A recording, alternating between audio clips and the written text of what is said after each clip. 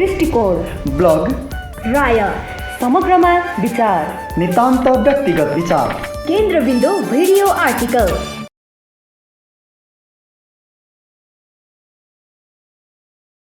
अब राष्ट्रिय नेसनल कन्टेक्स्टमा हेर्दाखेरि ट्रेडिसनल अप्रोचबाट राष्ट्रिय सुरक्षा सम्भव छ जस्तो मलाई चाहिँ लाग्दैन। यसमा हामीले डिजिटल कम्पोनेन्ट पनि जोड्नै पर्छ। राष्ट्रिय सुरक्षाका सवालहरूमा डिजिटल कम्पोनेन्ट इज इनिभिटेबल, त्यो जोड्नै पर्छ। त्यसलाई साइबर सेक्युरिटी, साइबर डिफेन्स हामीले बिल्डअप गर्नै पर्छ। जस्तो उदाहरणको लागि अबको लडाइँहरू भनेको खालि बन्दुकको गोली अथवा बन्दुकबाट मात्रै हुँदैन। मैले यहाँहरूलाई सेयर गर्न चाहेँ, इस्टोनियामा 2007 मा ह्याकरहरूले इस्टोनियाको सबै डिजिटल स्पेसहरूलाई कब्जामा लिएर 2-3 हप्तासँगै आफ्नो कब्जामा लिएको थियो र त्यसलाई चाहिँ अब कसलाई देखाउने, दोष कसले गर्यो भन्ने कुरा पनि नउठेको होइन। सबैले कसैलाई देखाए पनि अन्ततगत त्यो प्याट्रियोटिक ह्याकरहरूले गर्यो। वा इन्टरनल कन्फ्युड इस्टोनियासितको रसाको एउटा चाहिँ इन्टरनल फ्युडलाई लिएर प्याट्रियोटिक ह्याकरहरूले गर्यो, एट्याक गर्यो र इस्टोनियाको सबै सूचना प्रणालीहरूलाई चाहिँ ध्वस्त बनायो र त्यसमा सँगसँगै क्रिमिनलहरूले पनि त्यसमा एड अन गर्यो र जसले गर्दाखेरि इस्टोनियामा ब्याङ्कदेखि लिएर स्कुलहरूका सिस्टमहरूदेखि लिएर सरकारी संयन्त्रका चाहिँ प्रणालीहरू सबै चाहिँ ध्वस्त भएको अथवा क्रिपल्ड भएको, नचलेको अवस्था थियो। र त्यसको अर्को वर्ष 2008 मा रसिया र जर्जियाको लडाइँमा पहिला लडाइँ सुरु हुँदाखेरि रसियाले आक्रमण गरेको होइन। त्योभन्दा अगाडि रसियाको प्याट्रियोटिक ह्याकरहरूले, क्रिमिनलहरूले जर्जियामा चाहिँ साइबर अट्याक गर्यो। त्यो साइबर अट्याक गरिसकेपछि जर्जियाको चाहिँ सूचना प्रणालीहरूलाई आफ्नो कब्जामा लियो। त्यसपछि मात्रै अनि रसियन आर्मीहरू चाहिँ भित्र छिरेको हो।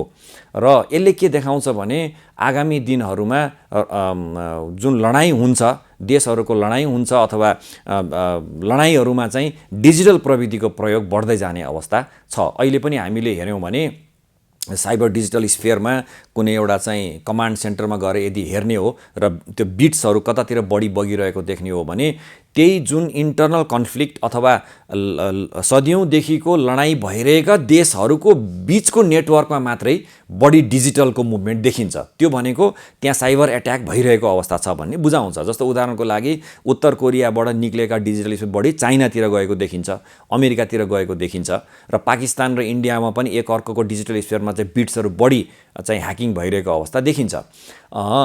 यसले के गर्छ, यसले के देखाउँछ भने आगामी दिनमा सुरक्षाका सवालहरूमा हामीले डिजिटललाई कम्पोनेन्टलाई कम्पलसरी गर्नुपर्ने चाहिँ नेसेसिटी छ। जस्तो इरानको न्युक्लियर पावर प्लान्टलाई माइनस गर्नको लागि अथवा पावर प्लान्टलाई रोक्नको लागि पनि स्टक्सनेट भन्ने चाहिँ एउटा भाइरसको विकास गरियो र त्यो स्टक्सनेट भाइरसले न्युक्लियर पावर प्लान्टलाई चाहिँ डिले गरिदिएर इरानलाई नेगोसिएसन टेबलमा ल्याएर न्युक्लियर डिल एग्रिमेन्ट भएको अवस्था छ। त्यस हुनाले अब इभन नेगोसिएसन होस्, चाहे लडाइँ होस्, चाहे चाहिँ कुनै पनि कन्फ्लिक्ट होस्, डिजिटल प्रविधि बिना अब त्यो हुँदैन। डिजिटल प्रविधिकै आधारमा त्यो गरिन्छ। त्यस हुनाले नेपालको कन्टेक्स्टमा पनि हामीले हाम्रो राष्ट्रिय सुरक्षाका सवालहरूमा डिजिटललाई महत्त्व दिनुपर्छ, डिजिटल प्रविधिहरूको प्रयोग गर्नुपर्छ र यसको सुरक्षा सम्बन्धमा हामी बढी सचेत हुनुपर्ने अवस्था छ जस्तो मलाई लाग्दछ। अब नेपालको कन्टेक्स्टमा के गर्ने त भन्दा विभिन्न सुरक्षा फौजहरूले र सरकारी निकायहरूले यसलाई एउटा प्राथमिकतामा राख्ने र यसमा लगानी गर्ने र एउटा चाहिँ मलाई लाग्छ तुरुन्तै हामीले गर्नुपर्ने एउटा कमान्ड सेन्टर जस्तो खोल्ने, साइबर डिफेन्स कमान्ड सेन्टर जस्तो अमेरिकाको चाहिँ हवाईमा छ cyber defence command centre, Pacific command सेन्टरमा चाहिँ छ त्यहाँ। त्यस्तै गरिकन नेपालमा पनि एउटा साइबर डिफेन्स कमान्ड सेन्टर खोल्ने जहाँ चाहिँ नेपालमा भइरहेका नेटवर्कहरूको बिट्सहरूलाई मोनिटर गर्ने र त्यो मोनिटर गरेको एउटा फाइदा के पनि हुन्छ भने विदेशमा कुनै पनि साइबर क्राइमका घटनाहरू भए, कुनै ह्याकिङ भयो अथवा के भयो भने त्यो भोलि नेपालमा पनि हुनसक्छ भन्ने ट्रेन्ड पनि हामीलाई मोनिटर गर्न सजिलो हुन्छ। नेपालतिर आउने बिट्स बाइट्सहरू पनि हामीले त्यसमा देख्न सक्छौँ। त्यस हुनाले त्यस्ता खालका संरचनाहरू विकास गर्ने र यसमा लगानी गर्दै जाने हो भने र हाम्रो पनि राष्ट्रिय सुरक्षा चाहिँ बलियो हुने मैले देख्छु। त्यस हुनाले अब समय आइसकेको छ हाम्रो जुन राष्ट्रिय सुरक्षा नीति छ त्यसमा साइबर डिफेन्सको सुरक्षा नीतिलाई पनि इन्कर्पोरेट गर्नुपर्छ जस्तो मलाई लाग्दछ। नेपालको कन्टेक्स्टमा अब यो यस्तो छ, कहिलेकाहीँ चाहिँ कस्तो हुन्छ भने प्रविधि नहुँदाखेरि नि फाइदा पनि छ। हैन।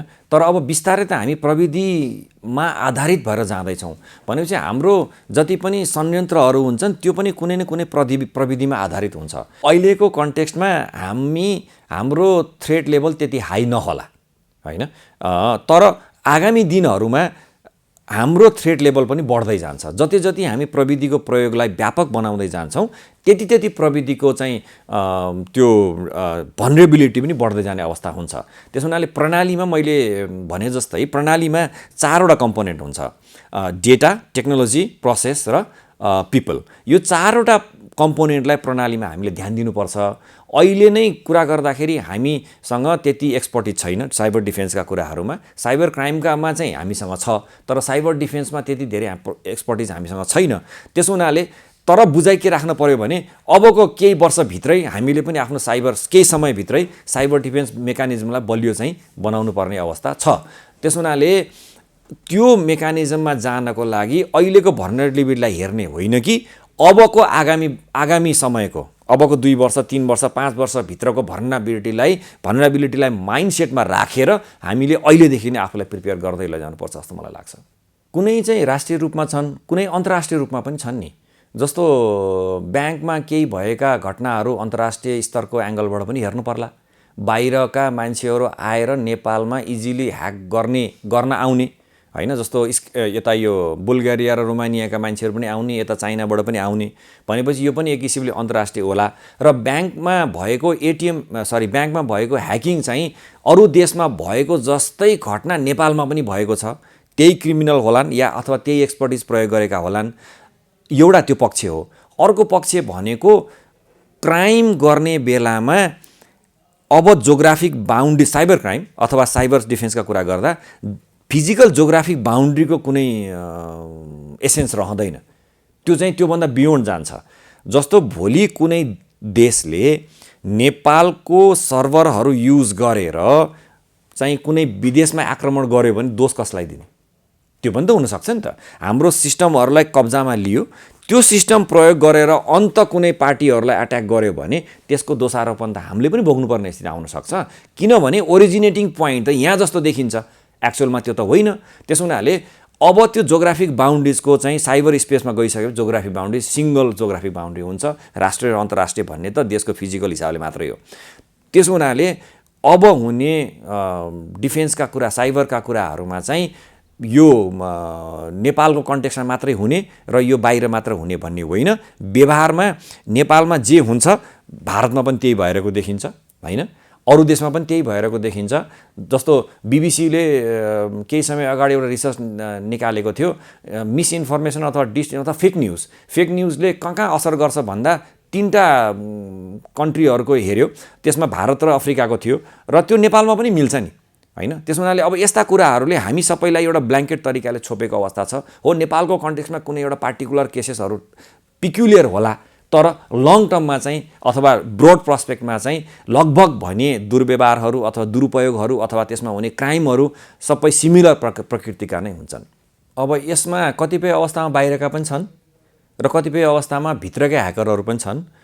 एउटा कस्तो हुँदो रहेछ भने ह्याकरहरूलाई आफ्नो ह्याकिङ क्यापेबिलिटी देखाउनको लागि, ह्याकरहरूको बिचमा कम्युनिटीमा देखाउनको लागि चाहिँ जति सक्दो बढी ह्याक गर्न सक्यो भने उसको क्यापेबिलिटी राम्रो छ भनेर ह्याकरहरूको कम्युनिटीमा चाहिँ उसको चाहिँ के भन्ने अब क्षमता अभिवृद्धि भएपछि इज्जत बढ्या जस्तो हुने हुनाले त्यो चाहिँ भित्र र बाहिरको भन्दा पनि ह्याकरहरूले गरिसकेपछि प्रचार गर्ने, अनि यो ग्रुपले गर्यो भनेर भन्ने। त्यसमा विदेशीको पनि देखिन्छ, नेपालको पनि देखिन्छ। र नेपाल एउटा सफ्ट टार्गेट भएको कारण चाहिँ मध्यमा एउटा के छ भने हाम्रो एजेन्सीहरूले अब केही अगाडिसम्म अहिले चाहिँ अलिकति बेटर अप्रोच लिएको देखिन्छ। कतिपय त सिम्पल पिङ टेक्नोलोजी गरेर पनि ह्याकिङ गरेको देखियो। त्यतिखेर अब त्यो ध्यान दिएन। त्यही भएर म चाहिँ के भन्छु भने अघि पनि मैले भने हामीले सूचना प्रविधि मात्र भन्नु हुँदैन, हामीले सूचना प्रणाली भन्नुपर्छ। सूचना प्रणाली भनेपछि 4वटा कम्पोनेन्टमा हामीले ध्यान दिनुपर्छ। आइटी मात्रै भन्ने अनि टेक्नोलोजी मात्रै फोकस्ड हुने र प्रोसेस अथवा पिपल अथवा डेटाहरूमा हामी ध्यान नदिने, जसले गर्दाखेरि भनरेबिलिटीमा चाहिँ प्वालहरू देखिने भावनाले सजिलैसँग एट्याक गरेको अवस्था छ। जुन क्याटेगोरी गर्ने प्रयास जुन यहाँले भन्नुभयो त्योमा हेर्दाखेरि चाहिँ नेपालका पहिला केही वर्ष अगाडिसम्म त नेपालमा ह्याकरहरू त्यति देखिँदैन थिए, अगाडि पनि आउन थिए। अब त नेपाली ह्याकरहरू पनि छन् हैन, अब कतिपय थाहा हुन्छ कतिपय थाहा हुँदैन। तर समग्रमा हेर्दाखेरि पहिला जस्तो सजिलैसित ह्याकिङ गर्ने प्रवृत्ति नभए पनि सोफिस्टिकेटेड मेथडहरू पनि युज गरिरहेको देखिन्छ, सोफिस्टिकेटेड टेक्निकहरू पनि युज गरिरहेको छ। त्यस हुनाले सिम्पल के भने हाइज्याकिङ गरेर भोलि यहाँको सर्भर युज गरेर कुनै अर्को देशमा चाहिँ ब्याङ्किङ प्रणालीमा एट्याक भयो भने फिङ्गर त हाम्रैतिर फर्किन्छ। त्यस हुनाले अबको दिनहरूमा चाहिँ ह्याकरलाई क्याटेगोरी गरेर बस्नुभन्दा पनि ह्याकरको क्यापेबिलिटी के छ, विदेशमा कस्तो छ, नेपालीहरूसँग कस्तो छ भन्ने कुराको अनुसन्धान चाहिँ हुनुपर्छ जस्तो मलाई लाग्छ। त्यो चाहिँ मलाई लाग्छ बेग्लै पक्ष होला। ह्याकरहरू भन्न साथै कतिपय एनोनिमस हुन्छन् हैन, उनीहरूलाई ट्रेस गर्न पनि गाह्रो छ, कतिपय विदेशमा पनि होलान्, डार्क नेटबाट प्रयोग गर्छन्। त्यो एक्सपर्टिजहरू फेरि जेनरली अब ह्याकरहरूसँग जुन क्यापेबिलिटिज हुन्छ त्यो एजेन्सीहरू नहुन पनि सक्छ हैन। त्यस हुनाले एक्ज्याक्टली कति कारबाही भएर के कारबाही भयो भन्ने सक्ने त मैले तपाईँलाई भन्न सक्छु जस्तो मलाई चाहिँ लाग्दैन।